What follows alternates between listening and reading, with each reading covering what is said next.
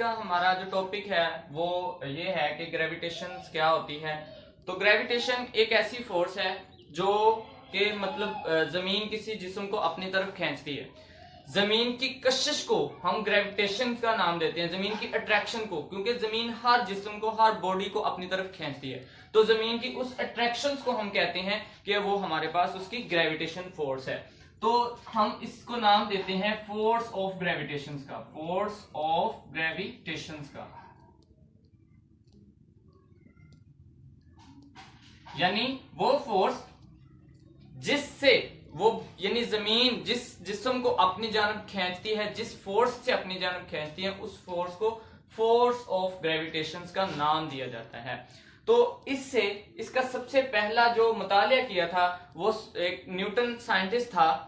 तो एक दिन वो बाग में एक रात को बैठा हुआ था और ये बात 1665 की है। 1665 के अंदर वो रात के वक्त एक बाग में बैठा ये सोच रहा था कि कैसे जो है वो जमीन सूरज के गिर्द गर्दिश करती है और कैसे जो है वो चांद जमीन के गिर्द गर्दिश करता है। वो इस सोच में बैठा हुआ भी ये सोच रहा था कि अचानक एक एप्पल गिरा तो उसने उसका मुताला किया कि ये एप्पल जमीन पे क्यों गिरा। फिर उसने सोचा कि कोई ना कोई एक ऐसी फोर्स है जिसकी वजह से जमीन हर जिस्म को, हर बॉडी को अपनी जानब खींचती है। तो इस वजह से उसने उसको नाम दिया फोर्स ऑफ ग्रेविटेशन का। जब उसने इसको नाम दिया फोर्स ऑफ ग्रेविटेशन का तो इसके ऊपर बहुत से सवालात उठे, लेकिन वो इसके ऊपर मजीद जो है वो एक्सपेरिमेंट करता रहा। जब उसने मजीद एक्सपेरिमेंट करता गया तो फिर उसने एक लॉ दरियाफ्त किया जिसको हम कहते हैं law of gravitation. Law of gravitation यानी जब किसी चीज के ऊपर बार बार एक्सपेरिमेंट किया जाता है लेकिन वो गलत साबित ना हो तो फिर वो एक लॉ बन जाता है। तो इस तरह से उसने इसके ऊपर बार बार एक्सपेरिमेंट किए न्यूटन ने।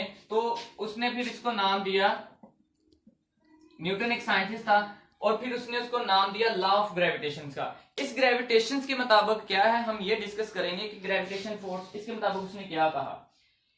In every body in universe attract every other body, यानी यूनिवर्स के अंदर हर बॉडी दूसरी बॉडी को with a force which is directly proportional, एक फोर्स के साथ खींचती है। यानी एक फोर्स के साथ एक बॉडी दूसरी बॉडी को, फर्ज करें मैंने एक ये जिस्म लिया m1 और दूसरा मैंने ये लिया m2, तो कहता है कि ये अट्रैक्ट फोर्स के साथ अपनी जानब खींचती है। ये यानी ये इसके ऊपर फोर्स अप्लाई कर रही है और ये बॉडी इसके ऊपर फोर्स अप्लाई कर रही है। तो m1 m2 के ऊपर फोर्स अप्लाई कर रहा है। तो इस तरह से कहता है which is directly proportional to the product of their message, जो कि इनके प्रोडक्ट है, यानी मैसेज जो है वो प्रोडक्ट में है m1 m2। तो इसके ऊपर जो फोर्स लगाई जा रही है वो डायरेक्टली प्रोपोर्शनल है, यानी m1 और m2 के ऊपर लगने वाली, जो कि आपस में एक दूसरे के प्रोडक्ट हैं, उसके ऊपर लगने वाली फोर्स उसके डायरेक्टली प्रोपोर्शनल है। डायरेक्टली प्रोपोर्शनल का मतलब मैंने आपको पहले भी बताया था कि अगर हम फोर्स ज्यादा कर, यानी अगर एक चीज को बढ़ाया जाए तो इससे दूसरी चीज भी बढ़ती है, अगर एक चीज को कम किया जाए तो दूसरी चीज ऑटोमेटिकली कम होती है। यानी जो कि फोर्स डायरेक्टली प्रोपोर्शनल है इनके प्रोडक्ट ऑफ मैसेज के, और यही फोर्स फिर इनवर्सली प्रोपोर्शनल है इनके डिस्टेंस स्क्वायर के। ये उसने लॉ के मुताबिक कहा था कि यानी ये जो फोर्स लगाई जा रही है इसके ये दरमियान में डिस्टेंस जो है इसके स्क्वायर के इनवर्सली प्रोपोर्शनल है और इनके मैसेज के डायरेक्टली प्रोपोर्शनल फोर्स लगाई जा रही है। तो इसके मुताबिक उसने फिर इस लॉ को बयान किया कि अब यहाँ पे हमारे पास ये है कि जो फोर्स डायरेक्टली प्रोपोर्शनल है वो इनके मैसेज के हैं और इनवर्सली प्रोपोर्शनल उनके डिस्टेंस के दरमियान है। तो इसी तरह मैं आपको एक फर्स्ट एग्जांपल दे देता हूं कि जैसे हम केमिस्ट्री के अंदर ये पढ़ते हैं कि कैसे हमें ये मैसेज के ऊपर एलिमेंट्स के ऊपर एक फोर्स लगाई है। फर्स्ट करें ये एक न्यूक्लियस है और इसके गिर्द ये ऑर्बिट है। अब जो इस ऑर्बिट में एक इलेक्ट्रॉन जो है वो गर्दिश कर रहा है, यानी इसके रिवॉल्व अराउंड जो है वो मूव कर रहा है, तो न्यूक्लियस की इसके ऊपर अट्रैक्शन ज्यादा होगी। क्यों ज्यादा है? क्योंकि ये न्यूक्लियस के बिल्कुल करीब तरीन है, न्यूक्लियस के बिल्कुल करीब होने की वजह से इसके ऊपर अट्रैक्शन फोर्स यानी न्यूक्लियस की ज्यादा है। अब जैसे ही दूसरे शेल पे हम आएंगे तो इसके ऊपर अट्रैक्शन और कम हो जाएगी, यानी इनके ऊपर इलेक्ट्रॉन की अट्रैक्शन, न्यूक्लियस की अट्रैक्शन बिल्कुल कम हो जाएगी। यानी जैसे जैसे डिस्टेंस बढ़ता जाएगा फोर्स ऑफ अट्रैक्शन उसी तरह कम होती जाएगी। जैसे जैसे डिस्टेंस कम होता जाएगा, और यानी अगर डिस्टेंस बढ़ता है, यानी यहां पे देखें कि डिस्टेंस बढ़ रहा है लेकिन फोर्स क्या हो रही है, कम हो रही है। और अगर डिस्टेंस कम होता है तो फोर्स ऑटोमेटिकली ज्यादा हो जाएगी। तो इसका मतलब कि अगर दो बॉडीज के दरमियान डिस्टेंस ज्यादा है तो फोर्स ज्यादा अप्लाई करनी पड़ेगी, यानी फोर्स ज्यादा उनको आपस में एक दूसरे को अट्रैक्शन के लिए चाहिए होगी। और अगर उनके दरमियान डिस्टेंस कम है तो फिर फोर्स ज्यादा होगी। अगर डिस्टेंस ज्यादा है तो फोर्स ऑटोमेटिकली क्या हो जाएगी, कम हो जाएगी। अब डिपेंड ये करता है कि जमीन का मास बहुत ज्यादा होता है, यानी कोई भी जिस्म ऐसा लें कि आप यकीन कर सकते हैं कि अब वो बॉडी जमीन से हैवी तो नहीं हो सकती, इस वजह से वो बॉडी, यानी इसी वजह से जो जमीन की ग्रेविटेशन फोर्स है वो ज्यादा होती है, इस वजह से वो बॉडी जमीन जो है वो उस बॉडी को अपनी तरफ अट्रैक्ट कर लेती है। तो इस वजह से यानी हम ये कह सकते हैं कि जो जमीन का मैस है वो ज्यादा है दूसरी बॉडी की निस्बत, इस वजह से जमीन हर चीज को अपनी जानब खींच सकती है। तो इसको हम मजीद कैसे लिख सकते हैं, इसको मजीद हम इस तरह से बयान कर सकते हैं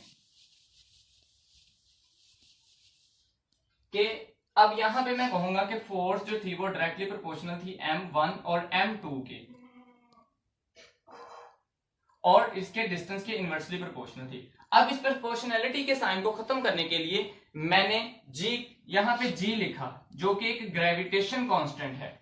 ग्रेविटेशन कांस्टेंट क्यों लगाया मैंने, क्योंकि हम बात ही ग्रेविटेशंस की कर रहे हैं, इस वजह से वहां पे मैंने ग्रेविटेशंस का जिक्र किया।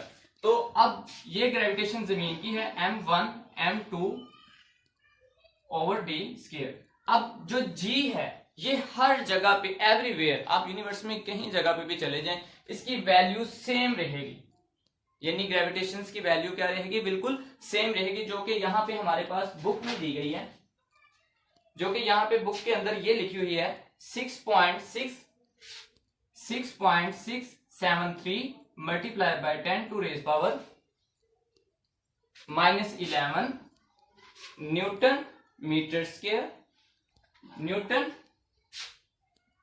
Square KG -2। यानी ये हमारे पास g की वैल्यू है जो कि हर जगह पे सेम रहेगी। अब यहाँ पे g जो है वो एक यूनिवर्स कांस्टेंट लिया है जो कि ग्रेविटेशन कांस्टेंट है, और इसकी वैल्यू हर जगह पे सेम रहेगी। तो इस तरह से हमने ये देखा कि कोई भी बॉडी है वो किस फोर्स से किस अट्रैक्शन से अपनी जानब खींचती है। तो हमने आज यही पढ़ा कि ग्रेविटेशन फोर्स एक ऐसी फोर्स है जो कि हर बॉडी को अपनी जानब खींचती है। तो इस वजह से इस लॉ को हमने आज बयान किया कि लॉ ऑफ ग्रेविटेशन क्या था। तो लॉ ऑफ ग्रेविटेशन के मुताबिक हमें पता चल गया कि जो कि इनके मासेस के जो इनके मासेस प्रोडक्ट के डायरेक्टली प्रोपोर्शनल होती है और इनवर्सली प्रोपोर्शनल होती है उनके डिस्टेंस के दरमियान। यानी जो उनके दरमियान डिस्टेंस है अगर वो ज्यादा होगा तो फोर्स ऑटोमेटिकली कम हो जाएगी, और अगर जो डिस्टेंस कम है तो फोर्स ऑटोमेटिकली ज्यादा हो जाएगी। तो इस वजह